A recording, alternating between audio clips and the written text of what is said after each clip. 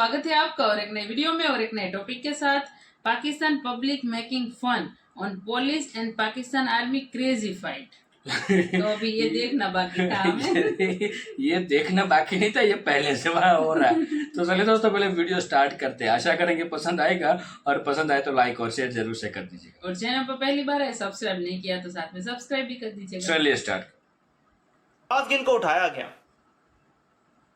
नंगा किया गया, मारा गया, फौज को बदनाम करवाया गया, वादे पैगाम दिए गए, मीडिया के जरिए कहा गया कि फौज अब नहीं छोड़ेगी, तुम देगी। क्यों फौज को सामने लाए? फौज हमेशा से ये काम हो रहे हैं, लेकिन फौज इस तरह सामने कभी नहीं एक्सपोज नहीं हुई।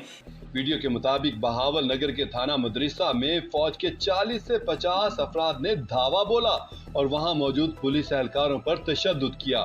वीडियो तेजी से वायरल हुई और तासुर दो इदारों में तसादुम का दिया गया। पूरे मुल्क के मुंह के ऊपर तमाचा है, लेकिन ये जरूर कहूंगा, ऐसी इबादत एक्सेप्ट करेगा खुदा जिसमें आप लोगों की बद्दुआएं ले रहे हैं, आप लोगों को तकलीफें दे रहे हैं। आप कौन फौज को बदनाम करना चाह रहा था? आदम सवाती को नंगा किया गया, मारा गया, उनकी वीडियो फिर भेज दी गई अहलिया को। ये फौज को कौन बदनाम कर रहा था? क्यों कर रहा था?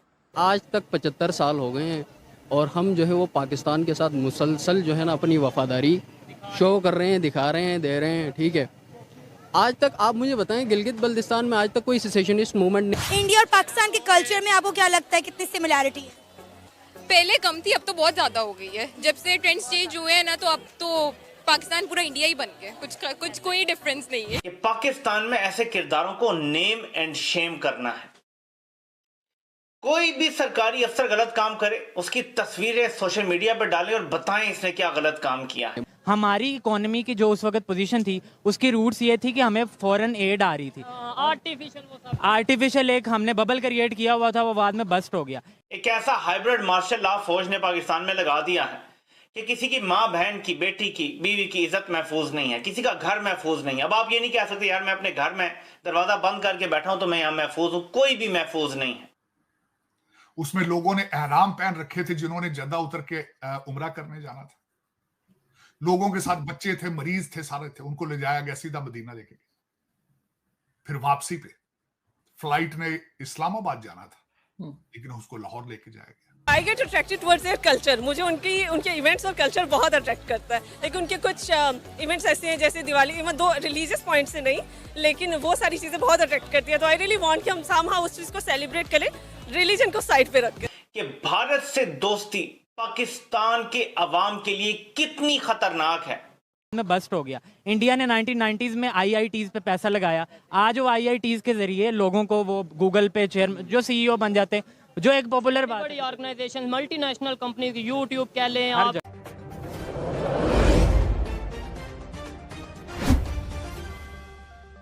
यहां से जहाज उड़ा 350 लोगों को लेकर, उसने जाना जद्दा था लेकिन उसको मदीना लेकर गए। वो उसमें लोगों ने एहराम पहन रखे थे जिन्होंने जद्दा उतर के उमरा करने जाना था।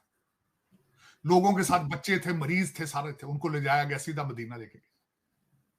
फिर वापसी पे फ्लाइट ने इस्लामाबाद जाना था, लेकिन उसको लाहौर लेके जाया गया। अब मैं इसमें ये तो नहीं कहूंगा कि पूरे मुल्क के मुंह के ऊपर तमाचा है, लेकिन ये जरूर कहूंगा, ऐसी इबादत एक्सेप्ट करेगा खुदा जिसमें आप लोगों की बद्दुआएं ले रहे हैं, आप लोगों को तकलीफें दे रहे हैं। आप इससे अच्छा नहीं था कि आप अपने जहाजों पे चले जाते।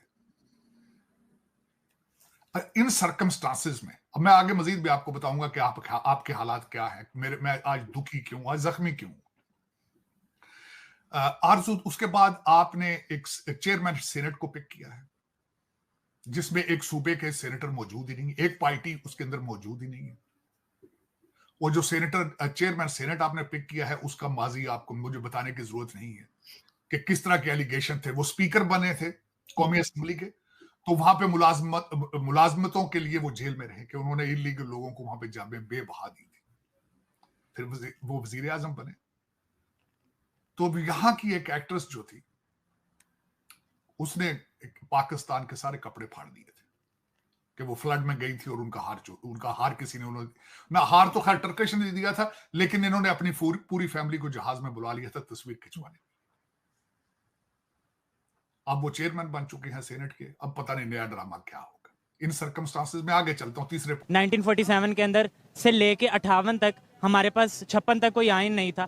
आइन तोड़ा गया फिर दोबारा से, या 73 तक जब तक हम गए हैं तब तक हम आइन भी 2 दफ़ा तोड़ चुके थे और उसके बाद अपने मुल्क का एक बड़ा हिस्सा हम गंवा चुके थे। तो उसके बाद हमने सबक सीखने थे कि जी हमने बाकी सूबों को इख्तियार देते हुए अपने आप को कैसे बेहतर करना है। हमने 18वीं तरमीम की, सूबों को राइट्स दिए गए, लेकिन हम उसको भी प्रॉपरली मैनेज नहीं कर सके। और आज ये हम देखते हैं कि पार्लियामेंट में बात चली कि 18वीं तरमीम को वापस करके हमें दोबारा सेंटर की तरफ पावर लेके आनी चाहिए। तो ये वाली आपने ये बोला कि प्रॉब्लम्स किसी भी स्पेसिफिक पार्टी को नहीं हमने मेंशन करना चाहिए, लेकिन अगर हम थोड़ी हिस्ट्री की बात करें, सीटो सेंटो का जो इशू था, आपको नहीं लगता इंटरनेशनल पॉलिटिक्स की बात करें, कहीं कहीं उस सीटो सेंटो से ही हम गलती की तरफ चल गए, हम ग्रुप्स में आ गए, और जो दूसरे खासतौर पे इंडिया था उसने न्यूट्रल रहा और उसने रिलेशन नॉन अलायंस रखा और रिलेशन सबके साथ बेहतर रखने की कोशिश की। जी ठीक है, ये बात ठीक है, लेकिन इंडिया के साथ कंपैरिजन मेरे ख्याल से लोग करते भी हैं। और आजकल एक बहुत पॉपुलर चीज़ बनी हुई है कि इंडिया आईटी में बहुत ग्रूम कर गया है, हम कहाँ खड़े हैं। लेकिन क्या कंपैरिजन नहीं करना नहीं, चाहिए? कंपैरिजन कर सकते हैं आप, किया जा सकता है, लेकिन किसी भी 2 बंदों की जब रेस होती है तो स्टार्ट देखना चाहिए कि एक बंदे ने कहाँ से किया और हमने कहाँ से किया। जब बना था पाकिस्तान तो पाकिस्तान के पास टोटल 2 इंडस्ट्रीज थी, 2 से 4 से 10 कर सकते हैं आप, और उनके पास उस वक्त कितनी थी? 10-12, लेकिन अगर हम देखें तो वो 80-90 की तरफ जा चुके थे। तो रेस जो स्टार्ट हुई है उसमें वो आगे थे।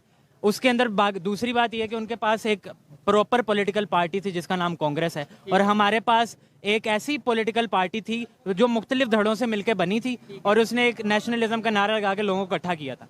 वो सब कुछ हो गया।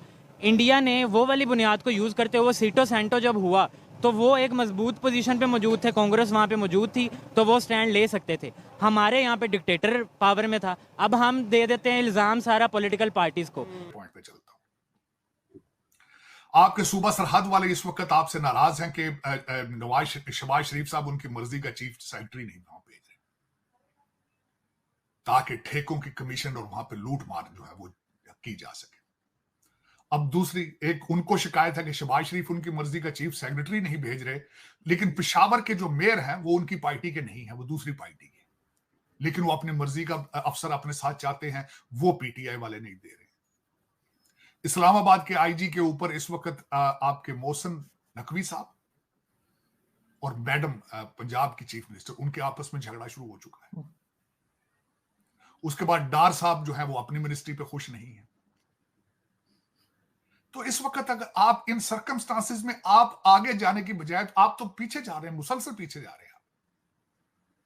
और एक बंदा जो अंदर जेल में है वो कहता है मैं जला के भस्म कर लूंगा, वो कहता है मैं जिहाद, वो जिहाद की तैयारी कर रहा है, वो जेल में जिहाद की तैयारियां कर रहा है। वो नक्शे बना रहा है कि कहां से क्या अटैक, किधर से किधर जाना है, हमने क्या, कौन से जिन हम लेकर आएंगे, कौन से काले जादू के जरिए हमने इस मुल्क को तबाह करना है। वो अंदर बैठ के तैयारी कर रहा है। सर उनके लोग तो बिल्कुल तैयार हैं ईद के बाद एक्शन करने के लिए। मैं कहता हूं जब भी वो आएंगे, ये अमेरिकन, बल्कि मैं आज आपको ये और मजे, अमेरिकन एक अखबार ने लिखा था कि he is dangerous for Pakistan. उसने 3.5 साल पाकिस्तान। थैंक यू दोस्तों, वीडियो को यहाँ तक देखने के लिए। लो लड़कियाँ बोल रही थी पाकिस्तान पूरा इंडिया बन गया है, तो किस वे में बोल रहे थे वो तो नहीं बता सकता, लेकिन पहली बात, पाकिस्तान कभी इंडिया नहीं बन सकता। पॉसिबिलिटी अब नहीं है, पाकिस्तान ऑलरेडी इंडिया ही था। बट क्या करे, आपके चीना साहब ने सब कुछ किया तो आप सब कल्चर हमारे फॉलो कर रहे हो, सब चोरी कर रहे हो। बिल्कुल, ये बोल रहे हैं कि आर्मी को बदनाम किया। भाई आपकी आर्मी कब बदनाम नहीं थी? आपकी आर्मी माहिर है इन सारी चीजों में। पाकिस्तान में मतलब रौफ जमाने में, पाकिस्तान के अंदर की बात कर रहा हूँ, बॉर्डर पे तो खत्म है आपकी आर्मी, लेकिन जो पाकिस्तान के अंदर रौफ जमाने में नंबर 1 है। इसमें कहा आर्मी की बदनामी? पाकिस्तान आर्मी लड़ने के अलावा, बॉर्डर पे लड़ने के अलावा वो सब कुछ काम करती है, सब कुछ इसमें। तो और क्या कहे भाई आप लोगों को? आप बोल रहे हो कि पाकिस्तान की आर्मी को बदनाम ऑलरेडी है। वो आपको आज मतलब सपने से बाहर आए हो और आज पता चला तो हमें नहीं पता, लेकिन वो तो पहले से बदनाम है पाकिस्तान आर्मी। जहाँ पुरानी वीडियो देख लीजिए सरेंडर वाली, पता चल जाएगा। और ये मतलब पुलिस वाले अपने ही कंट्री के पुलिस वालों के साथ मतलब क्या हुआ होगा कि वो सब लड़ रहे नहीं, उसकी बहादुरी दिखाने के लिए, क्योंकि बाहर दिखा नहीं सकते ना। इन लोगों की बहादुरी पाकिस्तान के अंदर, पाकिस्तान की औरतों, बलूचिस्तान के बच्चे, बूढ़े औरतों के ऊपर ही होती है। बाकी जैसे ही वहां के बलूचिस्तान से कोई यंगस्टर आ गया, ये लोग दुम उठा के भागते हैं। बाकी दोस्तों, आपको वीडियो कैसी लगी है कमेंट में लिखकर जरूर बताइए। फिलहाल आपसे विदाई ले रहे हैं, मिलेंगे अपने वीडियो में आपके साथ। टिल देन, जय हिंद, जय हिंद, जय भारत।